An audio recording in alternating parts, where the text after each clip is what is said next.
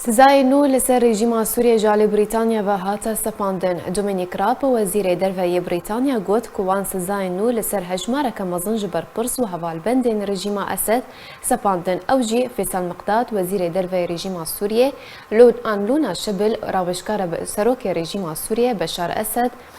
یاسر ابراهیم بازرگان مزن کو پشتوانی سروک رژیم سوریه جالی عبوری و دارایی و دیگه محمد براو قاطرجی بازرگان مزن کو پشتوانی سروک رژیم سوریه جالی عبوری و دیگه لواء مالک علیا سرکرده حرس جمهوری لواء زید صالح کو اف کسایتی و برپرس نیزی که سروک رژیم اسدن پشتوانی وی آن پشتوانی وی سرکنه و دست وان دتوانان لدیجی گلی سوریه دهنه.